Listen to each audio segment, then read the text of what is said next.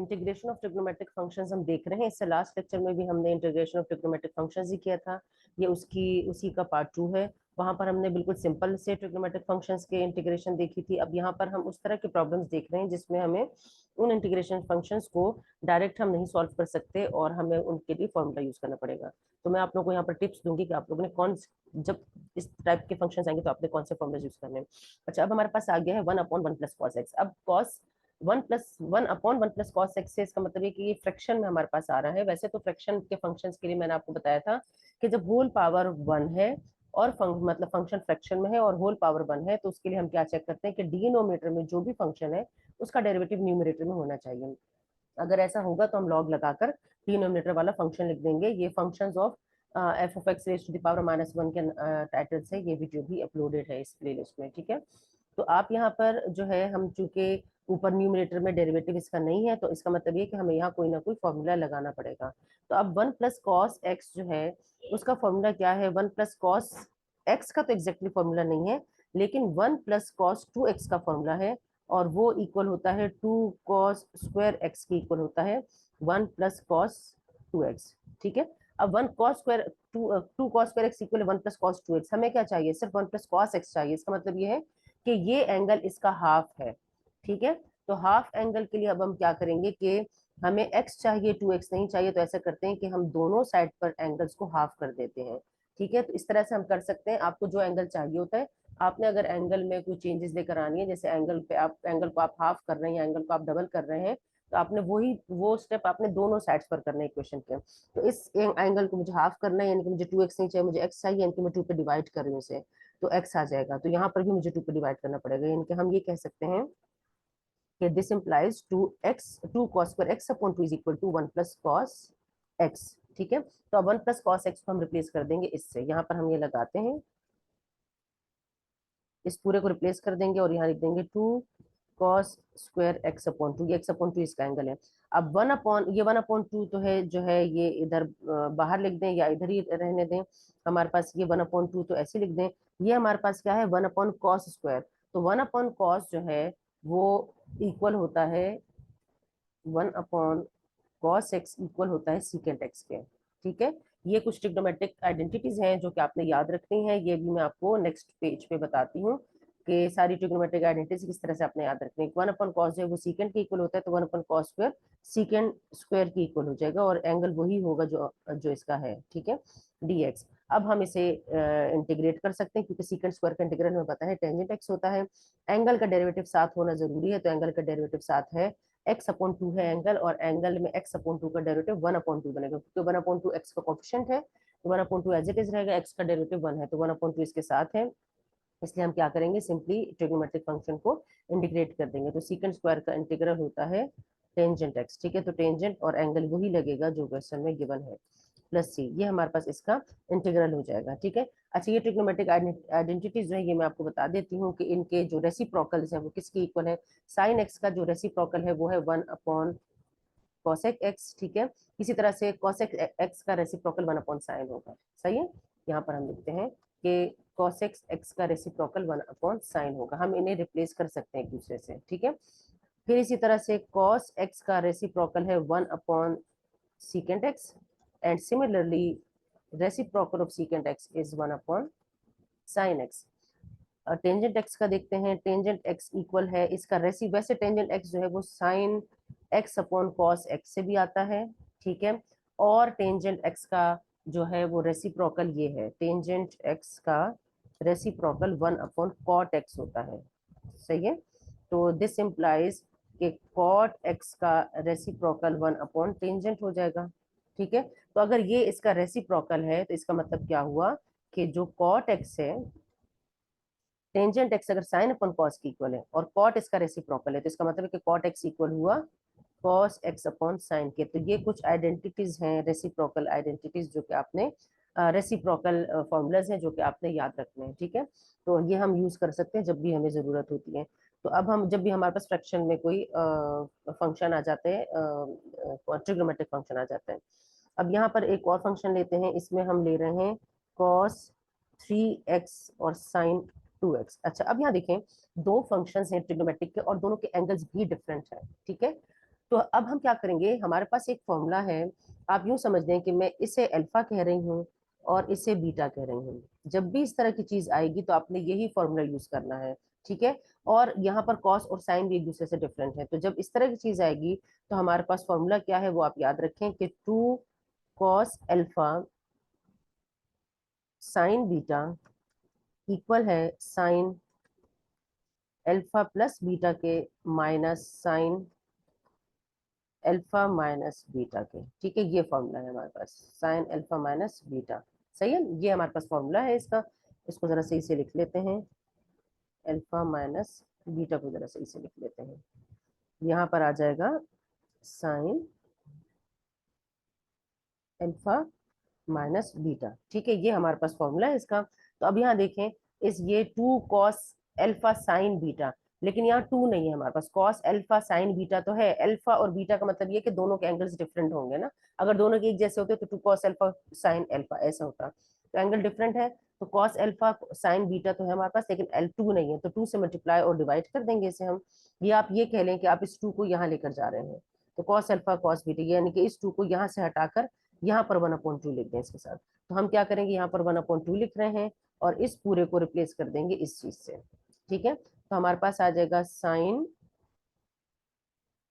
क्या होगा, alpha plus beta 3x plus 2x minus sine alpha minus beta 3x minus 2x dx, और bracket को बंद कर दें, ठीक है।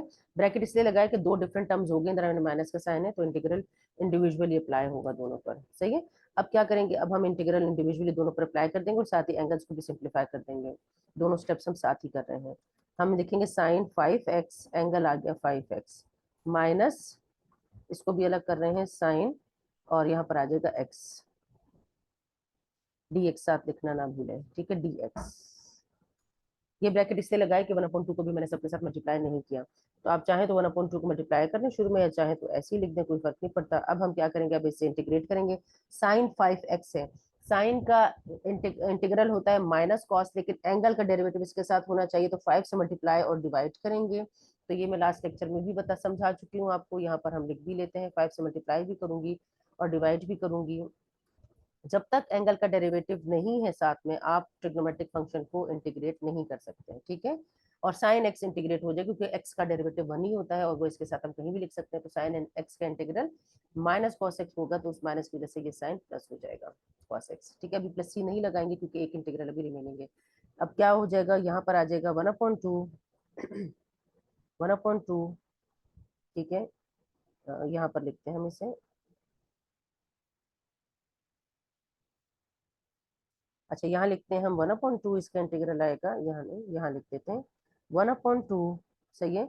और यहाँ पर क्या आएगा, 1/5 अपनी जगह पर एज इट इज आ जाएगा, और ये एंगल का डेरिवेटिव इसके साथ आ गया, तो साइन एक्स को सिंपली इंटीग्रेट कर लेंगे। साइन एक्स का इंटीग्रल माइनस कॉस एक्स होता है, माइनस का साइन यहाँ लगा दें, कॉस 5x, जो भी एंगल होगा आपने वही एंगल लगाना है, और प्लस कॉस एक्स प्लस सी, तो ये इसका इंटीग्रल हो गया। आप चाहें तो अब इसको खोल लें, तो ये हो जाएगा माइनस 1/10, ठीक है, कॉस 5x प्लस कॉस 1/2, ये 1/2 से मल्टीप्लाई होगा 1/cos x और प्लस सी, इस तरीके से आ जाएगा। अब हम एक और फंक्शन देखते हैं, वहाँ ये फंक्शन थोड़ा सा और कॉम्प्लेक्स है। इसमें हमारे पास क्या आ रहा है, हम यहाँ पर लेते हैं इसे cos 2x minus 1 divided by 1 plus cos 2x, ठीक है। तो अभी आपने देखा था, मैंने फॉर्मूला लिखा था कि 2 cos स्क्वायर एक्स जो है वो इक्वल होता है 1 प्लस कॉस 2x के। तो इसकी जगह तो मैं लगा दूंगी, जो डिनोमिनेटर है इसकी जगह तो मैं लगा दूंगी ये वाला फॉर्मूला, ठीक है, ऐसे यहाँ पर लगा दूंगी 2 cos स्क्वायर एक्स, सही है। न्यूमिनेटर में है cos 2x माइनस 1, और माइनस वाले के लिए हमारे पास फॉर्मूला है कि माइनस वाला इक्वल होता है साइन स्क्वायर एक्स के, 2 साइन स्क्वायर एक्स इक्वल होता है 1 माइनस cos 2x के। ये फॉर्मूलाज आपने याद रखने हैं। जब भी आपने 1 plus cos 2x 1 minus cos 2x को रिप्लेस करना है स्क्वायर वाले से, तो आपने इस तरीके से रिप्लेस करना है। अच्छा, हमें यहाँ पर रिप्लेस करने की जरूरत इसलिए पड़ी कि देखें, यहाँ पर डी फ्रैक्शन में फंक्शन है और नीचे वाले फंक्शन का डेरिवेटिव ऊपर नहीं है, तो इसका मतलब है कि वो लॉग वाला रूल तो अप्लाई नहीं हो सकता। दूसरा रूल ये है कि डिनोमिनेटर न्यूमरेटर को ब्रेक कर दें, तो अगर हम न्यूमरेटर को ब्रेक कर देते हैं तब भी दोनों टर्म्स के नीचे, जो cos 2x और माइनस 1 है, इन दोनों के नीचे 1 प्लस cos 2x आएगा। तो फिर हमारे पास वही प्रॉब्लम आएगी कि हम इसे किस तरीके से इंटीग्रेट करेंगे। तो हम क्या करेंगे कि दोनों को एक सिंगल आइडेंटिटी में कन्वर्ट कर देते हैं। तो जब भी आपके पास 1 + cos 2x 1 - cos 2x आएगा, आपने इसे रिप्लेस करना है 2 cos2x और 2 sin2x है, ठीक है। या जब भी आपके पास cos2x या sin2x का इंटीग्रल आएगा, तो sin2x और cos2x का भी इंटीग्रल नहीं होता, तो अगर ऐसे कुछ टर्म आएगी तो इसको फिर इससे रिप्लेस करना है आपने, 1 + cos 2x और 1 - cos 2x है, ठीक है। तो यहाँ पर अब मैं इसको, अब ये तो चूंकि माइनस का साइन यहाँ पर है इसमें, तो अगर मैं इसमें से माइनस कॉमन निकालती हूँ तो ये साइन चेंज तो हो जाएगा, इस तरीके से हो जाएगा, मुझे फॉर्मूला एक जैसा बनाना है ना। तो मैं अगर माइनस का साइन कॉमन निकालती हूँ तो ये वाली टर्म पॉजिटिव हो जाएगी cos 2x, और ये वाली टर्म नेगेटिव हो जाएगी -1। तो देखो इसके इक्वल हो गया। तो इसका मतलब ये हुआ कि cos 2x - 1 जो है -2 sin2, इस माइनस के साइन को मतलब बोथ साइड्स पर मल्टीप्लाई करके इस माइनस को खत्म कर दे तो माइनस यहाँ आ जाएगा 2 sin2x। तो इसको मैं माइनस माइनस का साइन बाहर लिख देती हूँ, 2 sin2x dx के इक्वल है, ठीक है। 2 और 2 कैंसिल हो जाएगा, और साइन अपॉन कॉस मैंने आपको बताया था अभी पिछले स्लाइड पे कि साइन अपॉन कॉस टेंजेंट के इक्वल होता है, तो sin2 अपॉन cos2 इक्वल होगा टेंजेंट स्क्वायर एक्स के। तो देखिए हमने इसको सिंप्लीफाई करके इसके इक्वल कर दिया, ठीक है। आपको खुद ब खुद इसलिए इस तरह पता चलता रहेगा, बहुत सारे स्टूडेंट्स के को ये होता है प्रॉब्लम कि हमें कैसे पता चलेगा कि अब हमने ये फॉर्मूला लगाना है। देखिए ये इंटीग्रेट नहीं हो रहा था इस तरीके से, अब हमने इसमें कन्वर्ट कर दिया तो अब ये ऐसे भी इंटीग्रेट नहीं हो रहा, क्योंकि cos स्क्वायर एक्स है और sin स्क्वायर एक्स है, फ्रैक्शन में है। और फ्रैक्शन के लिए मैंने आपको बताया था कि डिनोमिनेटर में जब पावर होगी कोई, तो फिर आपने वो फ्रैक्शन वाला फॉर्मूला नहीं अप्लाई करना। अब यहाँ cos के ऊपर 2 है और sin के ऊपर भी 2 है, तो sin अपॉन cos टेंजेंट के इक्वल होते हैं, इसलिए हमने उसको कर दिया टेंजेंट स्क्वायर एक्स। अब टेंजेंट स्क्वायर एक्स का भी चूंकि इंटीग्रल पॉसिबल नहीं है, तो मैंने पिछले लेक्चर में बताया था कि जब भी टेंजेंट स्क्वायर एक्स आएगा तो आपने इसको, जब भी आएगा आपने इसको secant square x minus x के में लिखना है। तो इन फॉर्मुलेस को आपने याद रख लेना, ये कुछ पर्टिकुलर फॉर्मुले, बहुत ज्यादा नहीं है, कुछ पर्टिकुलर फॉर्मुलेज है जो हर बार यही यूज होते रहेंगे, ठीक है। तो आपने इन्हें याद रखना है कि जब भी साइन स्क्वायर या कॉस स्क्वायर का इंटीग्रल आएगा तो आपने ये फॉर्मूला लगाना है, अगर सिर्फ साइन स्क्वायर कॉस स्क्वायर है तो 2 को वहां ले जाना, ठीक है। और अगर 1 + cos 2x और 1 - cos 2x आ गया और इस तरह फ्रैक्शन में आ गया तो फिर उनको इससे रिप्लेस कर देना है। तो ये कुछ पर्टिकुलर ही आपने याद रखना है।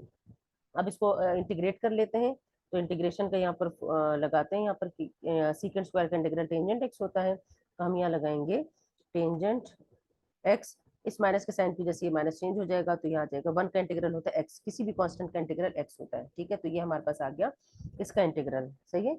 तो अब हम एक और प्रॉब्लम देख लेते हैं जिसमें हमारे पास जो है वो फंक्शन कुछ इस तरह का है कि वो देखने में ऊपर भी साइन है, यहाँ पर है sine 2x divided by 2 sin x, इस तरीके से है। अब देखिए एंगल दोनों के डिफरेंट है, अगर एंगल दोनों के सेम होते फिर तो कैंसिल आउट हो जाते, ये sin 2x है और ये sin x है। और फ्रैक्शन में, तो फ्रैक्शन के लिए रूल पहले ये चेक करते हैं कि डिनोमिनेटर का डेरिवेटिव ऊपर होना चाहिए, जबकि ऐसा नहीं है तो हम वो फ्रैक्शन वाला रूल नहीं अप्लाई कर सकते हैं। तो अब हम क्या करेंगे, अब हम कुछ इस तरह की टर्म लगाएंगे कि हमारे पास ये सिंप्लीफाइड फॉर्म में आ जाए। तो sin 2x का फॉर्मूला है, sin 2x जब भी आएगा तो आपने इसको लगाना है 2 sin x into cos x के, ये इसके इक्वल है। जब भी sin 2x आएगा तो sin 2x, वैसे तो sin 2x अगर आ जाता है तो आप इसे इंटीग्रेट कर सकते हैं क्योंकि एंगल का डेरिवेटिव हम इसके साथ 2 मल्टीप्लाई डिवाइड कर देंगे, लेकिन इस वक्त sin 2x अकेला नहीं है बल्कि डिनोमिनेटर में इसके साथ 2 sin x भी है, तो हम sin 2x को 2 sin x cos x लिख देंगे। तो यहाँ पर हमारे पास आ जाएगा 2 sin x into cos x divided by denominator वाली टर्म एज इट इज लिख दें 2 sin x dx। अब ये 2 भी कैंसिल हो गया, sin भी कैंसिल हो गया, तो हमारे पास सिंपल एक टर्म रह गई, 2 सिंपल इंटीग्रल रह गया cos x का, और cos x का इंटीग्रल होता है sin x प्लस c, ठीक है। ये हमारे पास इसका इंटीग्रल आ गया। अब एक स्क्वायर वाला फंक्शन भी देख लेते हैं, हमारे पास यहाँ पर है cos x plus secant x का होल स्क्वायर। मैं स्क्वायर वाला एक क्वेश्चन में इससे पिछले वाले लेक्चर में भी करवा चुकी हूँ, लेकिन वहां पर ये स्क्वायर खुलने के बाद जो है वो डायरेक्टली इंटीग्रेट हो रहा था, यहाँ पर थोड़ा सा आपको एक और फॉर्मूला लगाना पड़ेगा, ए स्क्वायर प्लस बी स्क्वायर के फॉर्मूले से एक्सपेंड कर लेते हैं। क्या आएगा यहाँ पर, ए स्क्वायर प्लस 2ab, ठीक है, और प्लस बी स्क्वायर, ठीक है। अब फॉर्मूला अगर आपको याद नहीं है तो फॉर्मूला मैं यहाँ लिख देती हूँ कि a प्लस बी का होल स्क्वायर इक्वल होता है A square plus 2ab plus B square के, ठीक है। तो ये इस फॉर्मूले से एक्सपेंड किया मैंने। अब यहाँ पर मैं क्या करूंगी, अब यहाँ पे मैं इसे इंडिविजुअली हर टर्म पर इंटीग्रल अप्लाई करूंगी, तो कॉस स्क्वायर पर इंटीग्रल अप्लाई होगा, dx लिखना जरूर ना भूलें, प्लस 2 × cos x और सीकेंट एक्स पर इंटीग्रल अप्लाई होगा, प्लस ये वाली टर्म रहेगी, इसको मैं नीचे लिख देती हूँ, सीकेंट स्क्वायर एक्स पर इंटीग्रल अप्लाई होगा। ठीक है, अब जब हम इंटीग्रल अप्लाई करेंगे तो आप देखें कॉस स्क्वायर, मैंने कहा था कि जब भी कॉस स्क्वायर आएगा तो आपने कौन सा फॉर्मूला लगाना है, क्योंकि कॉस स्क्वायर इंटीग्रेट नहीं हो सकता। ठीक है, तो कॉस स्क्वायर जब आएगा तो आपने ये फॉर्मूला लगाना है, कॉस स्क्वायर इक्वल होगा किसके, 1 + cos 2x डिवाइडेड बाय 2, इस 2 को वहां ले जाना। तो कॉस स्क्वायर एक्स के लिए हम फॉर्मूला लगाएंगे कौन सा, 1 क्योंकि कॉस स्क्वायर किसी का डिफरेंशियल नहीं है इसलिए इंटीग्रेट नहीं हो सकता, पावर है ना इसके ऊपर। तो जब विद रिस्पेक्ट टू पावर करेंगे तो इनर फंक्शन का डेरिवेटिव चाहिए होगा हमें, सही है। तो 1 + cos 2x डिवाइडेड बाय 2 लगा देंगे इसकी जगह। यहाँ पर देखें कॉस और साइन का प्रोडक्ट है, कॉस और सीकेंट का प्रोडक्ट है, ये इंटीग्रेट नहीं होता।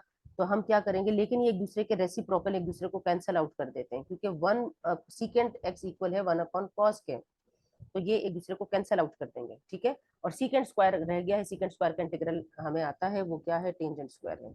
ये सिंपल टेंजेंट है, सिर्फ स्क्वायर नहीं है, सिर्फ टेंजेंट है।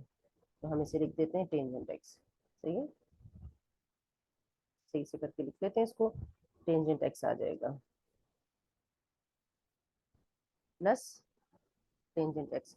अभी प्लस सी नहीं लगाएंगे क्योंकि अभी इंटीग्रल कंप्लीट नहीं हुआ, ये cos x कैंसिल हो जाएगा, और यहाँ पर भी इसको सेपरेटली इसको अलग अलग करके लिख लेंगे हम। क्या कैसे लिखेंगे, integral of 1/2 plus integral of cos 2x/2, next step में लिख देते हैं यहाँ पर, नेक्स्ट पेज पे, integral of 1/2 plus integral of cos 2x/2, या 1/2 इधर लिख दें, और क्या है पिछली साइड पे देखते 2 रह गया और इंटीग्रल ऑफ 1 रह गया, प्लस 2 इंटीग्रल ऑफ 1 और प्लस टेंजेंट स्क्वायर जो है वो इसके साथ था, प्लस टेंजेंट एक्स स्क्वायर नहीं। ठीक है, तो अब यहाँ पर अब 1/2 का इंटीग्रल क्या होगा, 1/2 एक कांस्टेंट है, कांस्टेंट का इंटीग्रल एक्स होता है, तो 1/2 एक्स आ जाएगा, प्लस cos 2x, cos का इंटीग्रल तो हमें पता है साइन है, लेकिन एंगल का डेरिवेटिव साथ होना जरूरी है। एंगल है 2x, 2x का डेरिवेटिव 2 होता है, तो 2 से मल्टीप्लाई और डिवाइड करना पड़ेगा, और इस 1/2 को भी बाहर निकाल दें, तो डिवाइड भी करेंगे और मल्टीप्लाई भी करेंगे।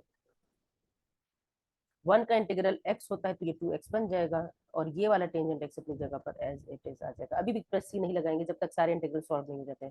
यहाँ आएगा x/2, यहाँ आएगा 1/4, और cos का इंटीग्रल होता है sin 2x। ठीक है, और प्लस ये एंगल का डेरिवेटिव इसके साथ था ना, तो डेरिवेटिव को हम इग्नोर करते हैं, नहीं लिखते हैं, plus 2x plus 10x plus सी, ये हमारे पास हो गया है इसका इंटीग्रल।